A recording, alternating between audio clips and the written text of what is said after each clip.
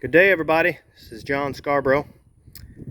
I wanted to talk a little bit today about handling full-size logs, especially the live edge logs like this.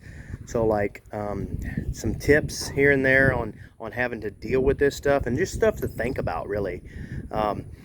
It's a little bit different than handling your smaller logs, especially when you're doing your live edge stuff. And you see you got your live edge here and you're just going to have more you've got more to deal with as far as you've got your limbs sticking out. I'm gonna just climb up on top of this here log here.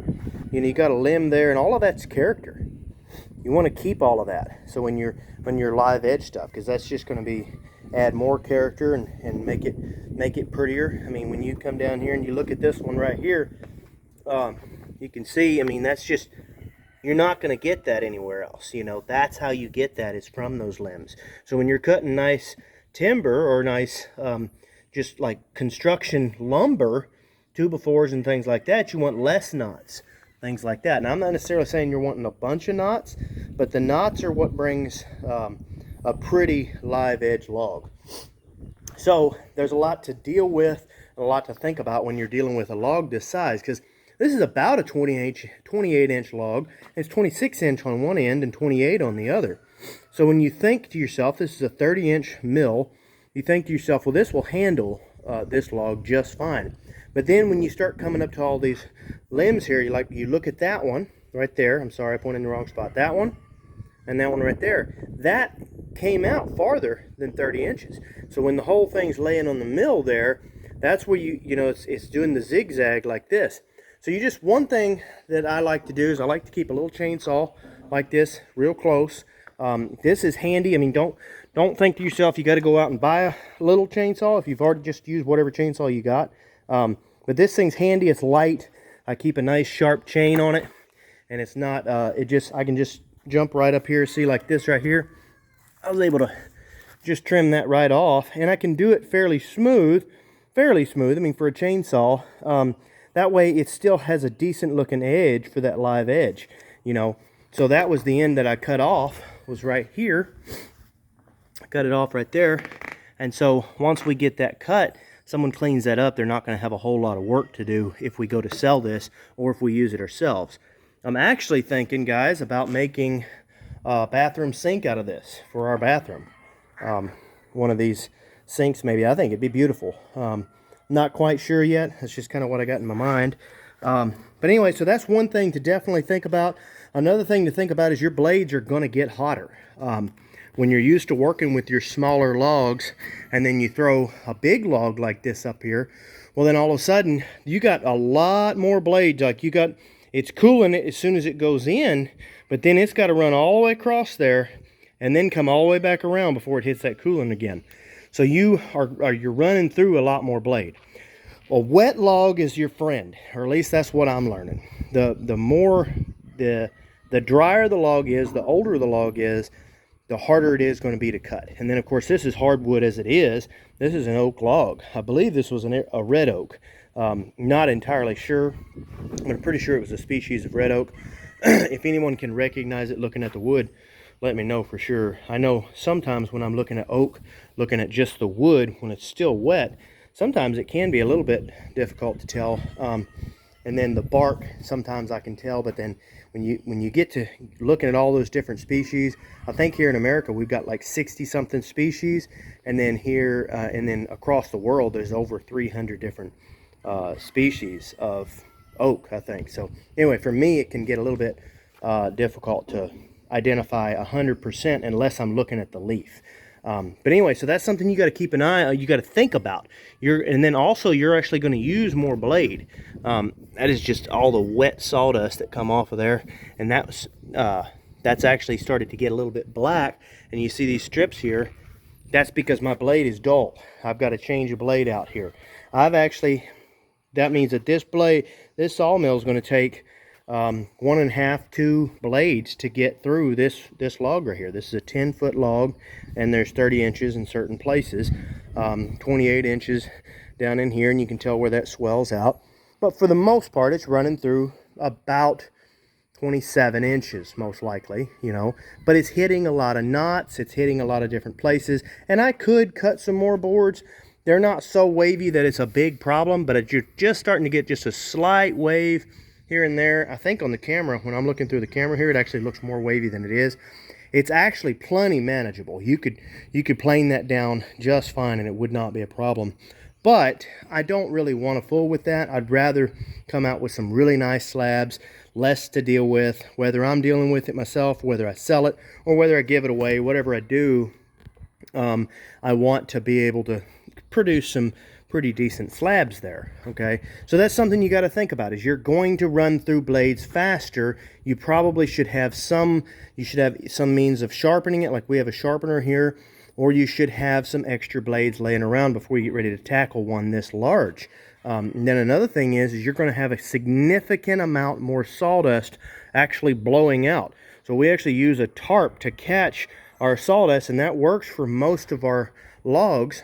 But with these bigger logs, it's shooting more sawdust. Okay, so I've actually had to back that tractor up out of the way to keep the sawdust from spraying into my tractor. I didn't want it blowing in my tractor. Before, you know, most of my logs, a lot of my smaller 12, 18-inch logs, those are not, they're not blowing out quite as far. They're coming down, hitting that tarp, and it's not much of a problem. Okay, and I get a little sawdust out there, but I'm not getting as much. So that's another thing you got to contend with. And then another thing, these dogs just love laying around in this sawdust. But anyway, so another thing is how big the log is. Okay, that is a much harder log to handle. I find that a perfect log for me to handle is about a 8 to 10 foot by 18 to anywhere from 18 to 24 inches. Somewhere in there is about a perfect log. If I get smaller than that, and now I'm talking about pine here. When it's oak, it's obviously, you know, it's about the same, but it is heavier when it's oak. And I'm talking about handleability, okay? So when anywhere from 18 to 24, that's a good size log, because if I go smaller than that, it's fine. I can still get lumber, and I will work with logs that are smaller than that for sure. I mean, you're still getting good lumber, but then your blades running through through a good amount of bark, and you're not getting a huge amount of lumber, you know. But then when you get a really big log, it's harder to handle. But right at that 18 to 24 seems to be perfect. I can still handle it with my cant hook. You know, it's not a problem. It's fairly easy. Once it gets to 24, it's a little bit harder, but it's not bad. It's manageable, okay? But as you get bigger, once you get in to your, you know, 28, 30-inch logs, especially when you move to oak, you're talking about a heavy, heavy log. I could tell that was a little load on that tractor when I picked that whole log up and laid it on here, okay? That's a pretty decent load, okay? So you're probably, I wouldn't try it. I would not suggest try turning one of these things, you know, because I had to flop it over. I cut one end off, you know, probably about halfway down the log, and then I had to flip it all the way over.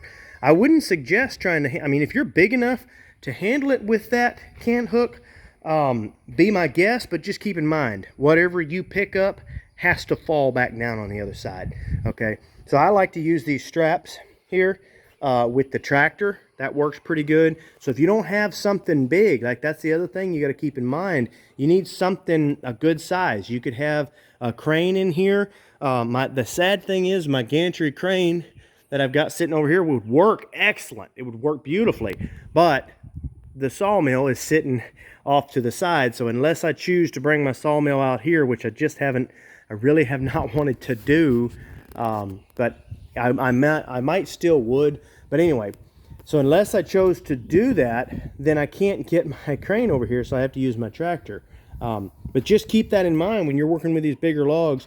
You need to be able to you need to have some way to pick up a heavy, heavy log. I don't know how much that thing weighs. I haven't done the math on it. But I do know that tractor can handle, I mean, it can handle several thousand pounds fairly well. You know, 2,000 gets to be a load, but I've carried more than that on it. Maybe I shouldn't have, but I did.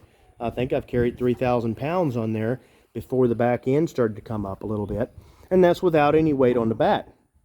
So this right here, I wouldn't be surprised if it was getting close to 3,000. I don't know that for sure, but the way the tractor was reacting, it was heavy. It may at least, even if it's 1,500 pounds, that's a lot of weight to be flopping over, okay? And I wouldn't be surprised if that was even kind of hard on your mill after a while. I don't know that for sure. But another thing is you got to really worry about your legs, even on the 18-inch logs. You get your leg in here and you're trying to turn this over and you stick your foot down in there. I'm wearing shorts right now. So that's another thing. I mean, you could easily scrape it in there, but if you're trying to turn that with the cant hook and you step your leg in there, you need to be real careful about that. That's with one you can flip over, and you could break a leg that way. And I guarantee you, if somebody ain't around, if somebody is around, it's still gonna be bad. But if somebody's not around and you get your leg caught in there broken, you may lose that leg pretty easy. So be real careful and mindful of that. And then, so that's something you need to be thinking about with these bigger logs. It's just different things like that. You're going to go through more blades. You need some extra sharp blades laying around. I would suggest either having a sharpener or having extra blades laying around. You're going to go through quite a bit more water. I'm turning this thing up pretty high. You know, that I think this thing holds 3 gallons. So I'm turning it up pretty high on these. Like, I'm using as much water as I can to save that blade. And to me, it seems like adding the water is helping me to cut through this harder log here. Because like I said, this log somebody gave it to me and it had been on the ground for a little bit. It wasn't, you know, the bark never started to come off, so it was still fairly new, but it wasn't as green as I would have liked it to be. So that's something you need to be cautious about. You need to be giving some thought to, is that you're going to go through some water, and you need to. Don't get lazy about that. Make sure you've got enough water. Get you a couple buckets or something. Make sure that you are keeping enough water on there.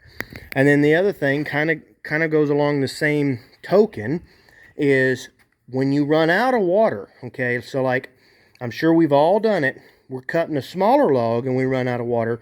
Well, if you don't have much more to go, it's not a huge deal to run through the rest of that log. And I'm saying it's not a huge deal for me. I usually just go ahead, especially if I'm like right here and I'm working with a 12-inch log and it's a pine log and I run out of water, well, I'll go ahead and cut through it. Doesn't seem to hurt me too bad. I mean, yeah, it will make it a duller faster, but it doesn't affect me too bad. But when you're working with these wide logs, that's a lot of teeth going through there. That's a lot more heat building up. That's a lot of stuff happening.